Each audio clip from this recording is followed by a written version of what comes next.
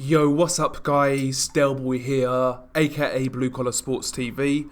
Hopefully you guys are doing well. If you're new here, smash that like, hit subscribe, all of that good stuff. So as I'm sure you guys are aware, the PBC have announced their Showtime boxing schedule. Basically this runs from May 15th till September the 11th. And everyone's had their say on this schedule, everybody's dissecting it, giving their thoughts, so why not me do the same thing?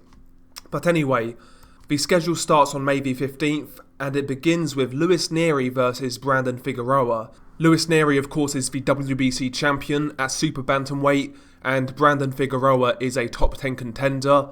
Stylistically, this one should be a fun fight. Both guys are relatively aggressive, both guys like to come forwards. I think this will be a fan-friendly affair.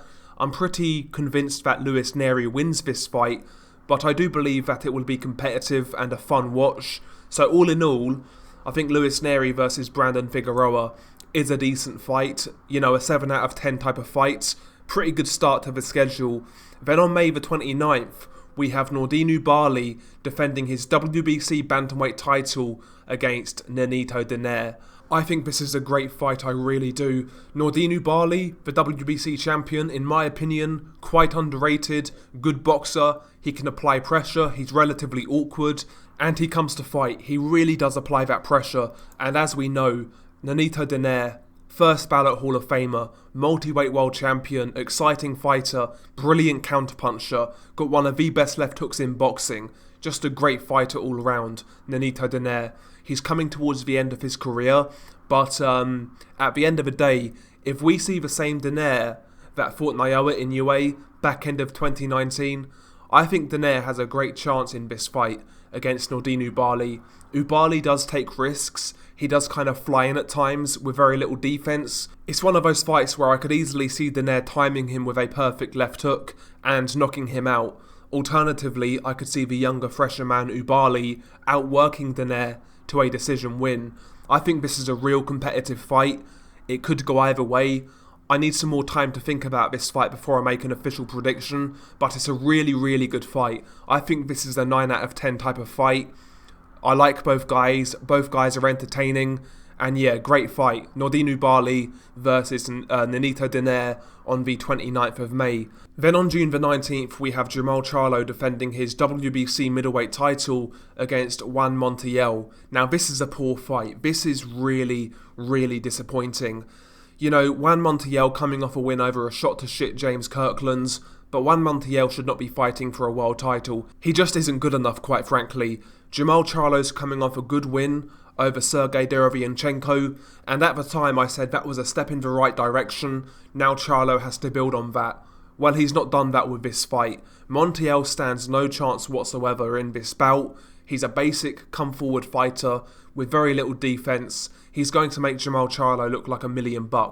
This is a mismatch, and very disappointing, I have to say. I'll give this fight a 2 out of 10, 3 out of 10, but this fight's only going to go one way, and that is Jermall Charlo by knockout. It's very disappointing because Jermall Charlo's been making all of this noise while turning down a career-high payday to fight Demetrius Andrade. He called out David Benavidez only to go back on his word. No matter how you slice it or dice it, it's a poor fight and it's not good enough and there's no excuses for it.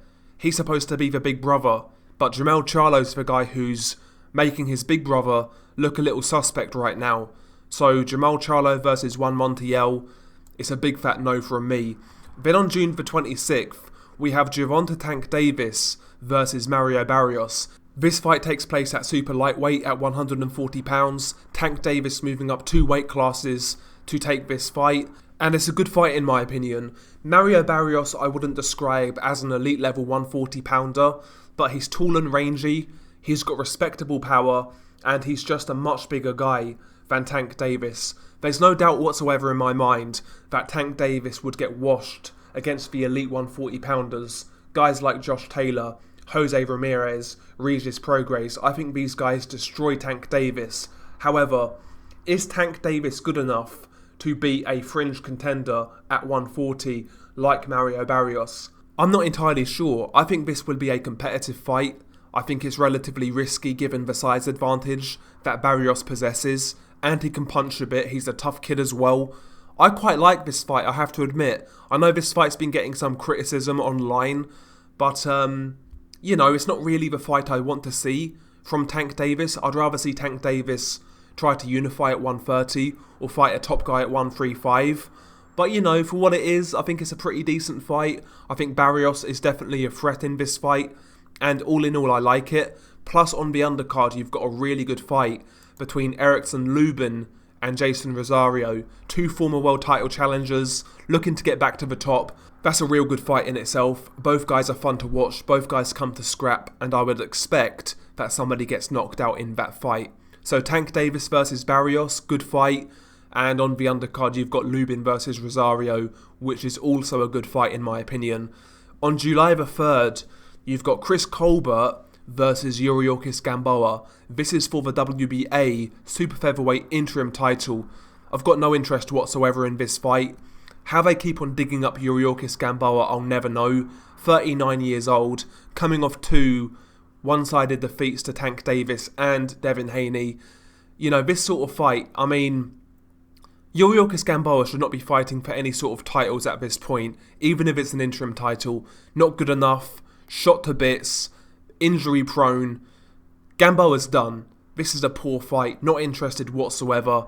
Next, July the 17th. Now this, in my opinion, is the holy grail on this schedule. We have Jermell Charlo versus Brian Castano. July the 17th, a junior middleweight undisputed title fight. Obviously, Jermell Charlo has the WBC, IBF and WBA titles. Brian Castano has the WBO. So the winner of this fight will be crowned undisputed at 154 pounds. I have to say, Jermell Charlo right now is doing it all correctly. He's fighting who he needs to fight. He's fighting the top contenders. He's fighting the other champions. And now he's in a chance to become undisputed. And same goes for Brian Castano. Not had many fights, but he's fought top competition. Fought guys like Patrick Teixeira, Erislandy Lara, Michel Soro, and he's not had many fights. These guys are all about their business, and they're looking to become undisputed, which is what we're all looking for. And stylistically, this fight should gel quite nicely. I always think Jermell Charlo is a good mid-range fighter, very explosive, very dangerous, carries good punching power, and he can box a bit as well. Whereas, Brian Castano, a smaller fighter at 154, but he's a great inside fighter. He applies great pressure. He's got great punch output, a good chin. I think stylistically this fight's going to be a bit of a war. Gun to my head, I would favour Charlo, but I think it's a very hard fight for both guys. I really do. But it's a great fight. Jermell Charlo versus Brian Castano. Credit to both guys. Brilliant fight. And on August the 14th, we have a WBO bantamweight title fight between Jonriel Casimero and Guillermo Rigondeaux. I think this is a great fight. Rigondeaux these days, he's definitely past his best, 40 years old. His legs have definitely slowed down. He's not the fighter he once was, but he's fighting a lot more in the pocket now. And while he looks a lot more vulnerable, he still does carry threat. He still carries power in that straight left hand, and he's still dangerous to a certain extent. Jonriel Casimero is a guy who applies a lot of pressure. He throws a lot of punches. He's got nice punching power. He attacks at crazy angles, and he takes a lot of risks. When I look at this fight on the surface, I favour Casimero to outwork Rigondeaux and get on top of him. But, the way Casimero fights, he is kind of face first at times. He does get hit, and if Rigondeaux can time him with that straight left hand as Casimero's coming in, I wouldn't be shocked if Rigondeaux could pull this off by knockout. But ultimately I favour Casimero, but I think it's a good fight. I think it's a fun fight, and I actually believe this will be fan-friendly, believe it or not. I know that's hard to believe sometimes with Rigondeaux, but I actually believe this fight's going to be fan-friendly, and I'm looking forward to it, quite frankly. Then on August the 28th, we have a WBC Super Middleweight title eliminator between David Benavidez and Jose Uzcategui. Poor fight in my opinion. Uzcategui, coming off a loss to Lionel Thompson and Caleb Plant, he's not looked good for quite some time. It's almost looking like Uzcategui's washed these days, to be honest. And I expect David Benavidez to go through him like a doorway. I'm a big fan of David Benavidez. I like his style. I think he's got a lot of potential. But right now it looks like his career's going nowhere.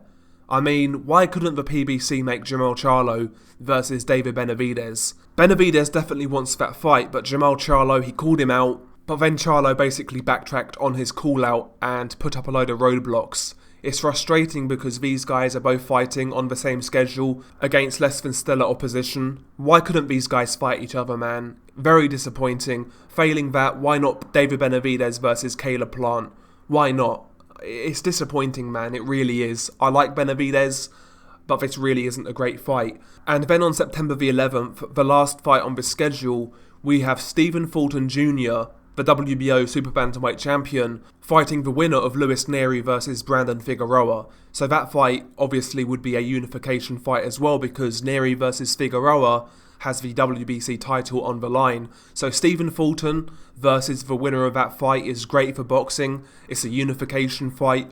I rate Stephen Fulton Jr. very highly. I think he's a very good talent, and I would favour him to beat both Luis Nery and Brandon Figueroa. But nevertheless, whoever ends up fighting Fulton Jr. will make for a good fun fight, and like I say, a unification fight, which is always appreciated. So yeah, that is the schedule on Showtime by the PBC, and all in all, I think the schedule is quite solid, if I'm being honest. I think there's some very interesting fights there, a lot of fights I'm really looking forward to. Plus there's going to be some good fights added to these undercards as well. One fight I didn't mention actually, I think it's on the Donaire Ubali card.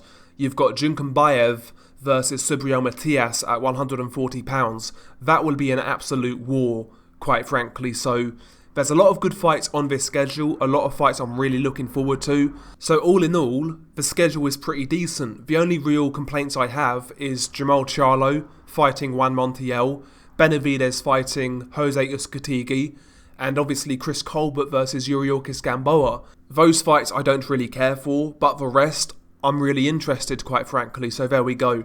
Those are my thoughts on the schedule. Share yours below. What are you looking forward to most? What's to look out for? Share your thoughts below. Beanie Guy Del Boy. Peace.